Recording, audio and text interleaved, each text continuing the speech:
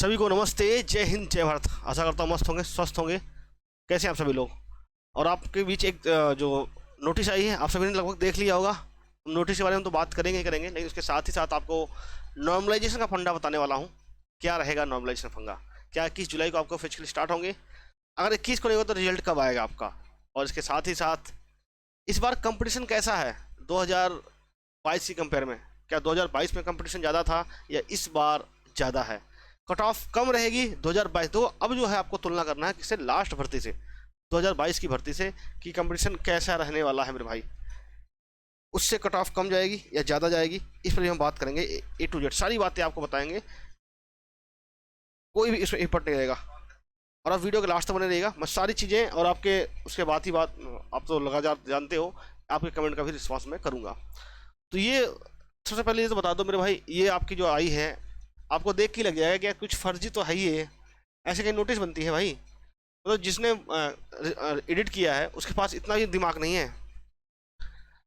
Important notice the PST PME covered by the city, ये सब बताता ही नहीं है। दूसरी तरीके से लिखता है, सबका नाम लिखता है, वो सबका नाम लिखता है मेरे भाई। A to Z आपका CISF BSF CFEF सब कुछ नहीं लिखता है भाई। वो CFEF और यूज करता है वो, असम राइफल एंड NCB। और इसके बाद साथ ही साथ अगर आप देखोगे तो आपको थोड़ा सा नोटिस को देखो, नोटिस किस प्रकार लिखा गया है, इंपॉर्टेंट किस प्रकार लिखा गया है। तो नोटिस में क्या है, N कैपिटल है, और यहाँ इंपॉर्टेंट में I क्या है, I कैपिटल बनाया लेकिन M के बराबर ही बना दिया, तो कहीं ना कहीं इनका फर्जी देख के ही लग जाता है। तो ये नोटिस फर्जी है मेरे भाई। अब आइए मेन मुद्दे की बात करते हैं। आपका मेन मुद्दा क्या था हमारा भैया? क्या रहने वाला है आपका नॉर्मलाइजेशन? कई लोग का ये डाउट था कि नॉर्मलाइजेशन होता कैसे है। नॉर्मलाइजेशन क्या होता कैसे है वो मैं आपको बताता हूँ।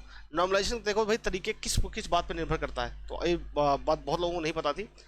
सबसे पहले मैं आपको बता देता हूँ नॉर्मलाइजेशन किस बात पर निर्भर नहीं करता है। तो सबसे पहले नॉर्मलाइजेशन आपका इस बात पर निर्भर नहीं करेगा कि आपकी कैटेगरी कौन सी है, आपका एरिया कौन सा है, आपका स्टेट कौन सा है। वो ओवरऑल उस दिन शिफ्ट का ये नॉर्मलाइजेशन जो होता है वो शिफ्ट वाइज होता है।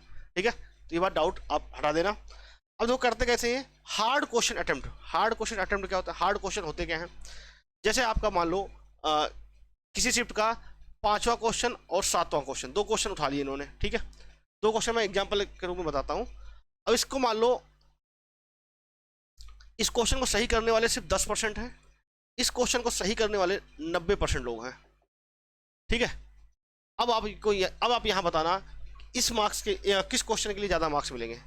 इन जो 10% लोगों ने किया है इनका जो है नॉर्मलाइजेशन बढ़ेगा। तो A to Z एक एक छोटी छोटी बातें होती है जिसको नॉर्मलाइजेशन में SSC पकड़ता है और उनको नॉर्मलाइज करता है मेरे भाई। इसके साथ ही साथ अगला क्या होता है, तो हार्ड क्वेश्चन हो गया। सेकंड आपका शिफ्ट टॉपर, आपका शिफ्ट का टॉपर उठाया जाएगा। ठीक है, और उसका और आपके शिफ्ट का एवरेज मार्क्स लिया जाएगा।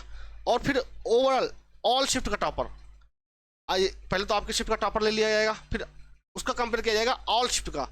अब आपको यहाँ पता चलेगा कि भाई कितना एवरेज मार्क्स बन रहा है। सभी शिफ्ट का एवरेज मार्क्स निकाला जाएगा, आपकी शिफ्ट का भी एवरेज मार्क्स निकाला जाएगा। फिर वहाँ से कंपेयर किया जाएगा कि कितने कितने नंबर बढ़ रहे हैं दोस्त, कितने कितने नंबर बढ़ रहे हैं, उस बात पर निर्भर किया जाएगा। फिर अब आपकी शिफ्ट को मान लो टॉपर मिलाया जाएगा। अब यहीं से आपका डिसाइड होगा कि आपकी शिफ्ट हार्ड थी या ईजी थी। बात को समझिएगा, जैसे मैं समझाना चाहता हूँ।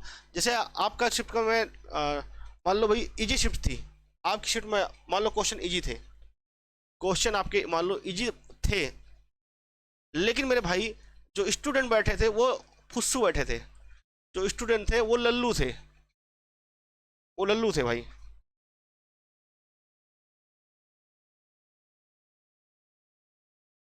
वो लल्लू थे, उन्हें उतना ज़्यादा नॉलेज, उनके नंबर बहुत कम आए, तो आपकी शिफ्ट भैया हार्ड मानी जाएगी। मतलब क्या है, आपकी शिफ्ट का एवरेज मार्क्स क्या रहा है उस बात पर निर्भर करेगा। अगर मार्क्स ज़्यादा है तो भैया इजी शिफ्ट मानी जाएगी, अगर मार्क्स कम आ रहे हैं लोगों के एवरेज मार्क्स तो आपकी शिफ्ट हार्ड कहलाती है। ठीक है, अब ये हार्ड शिफ्ट यहाँ से, अब फिर हार्ड शिफ्ट वालों के नंबर क्या बढ़ाए जाएंगे, इजी शिफ्ट वाले नंबर क्या होंगे, घटाए जाते हैं।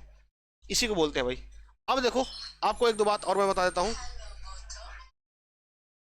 सबसे पहली बात क्या है, अब देखो आपको यहाँ से ये बात पता चलेगा कि रियल में कंपटीशन है कितना, रियल में कंपटीशन है कितना।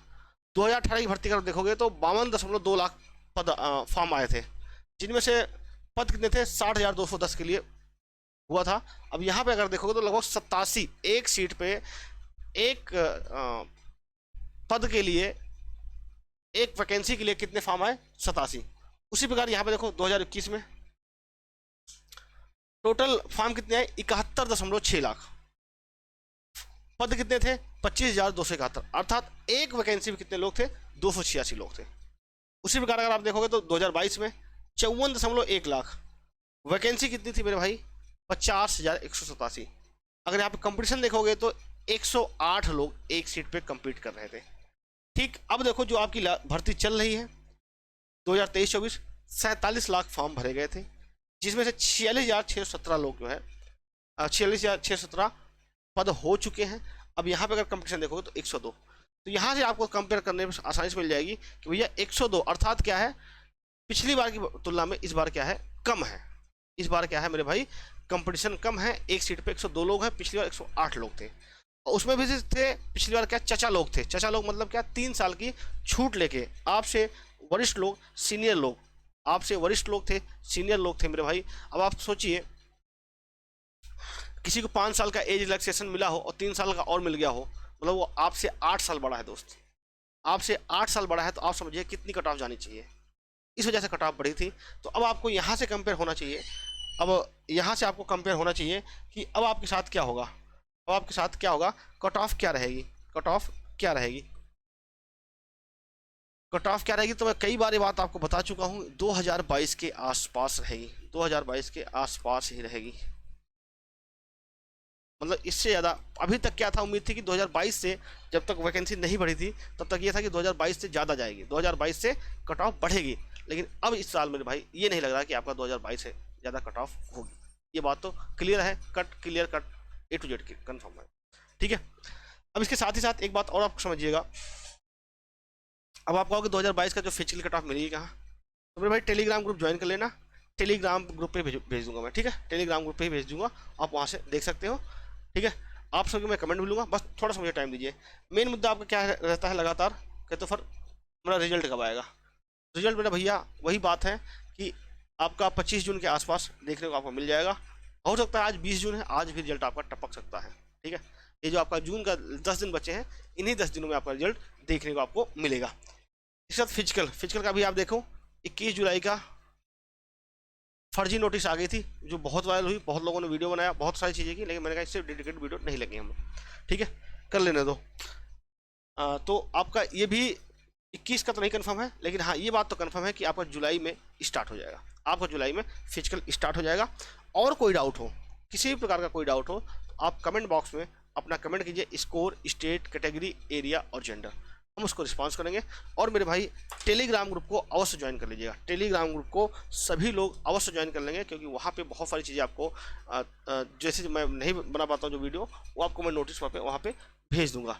और किसी प्रकार का कोई डाउट हो कमेंट बॉक्स में कमेंट कीजिए, वहाँ पे आपको अवश्य रिस्पॉन्स मिलेगा।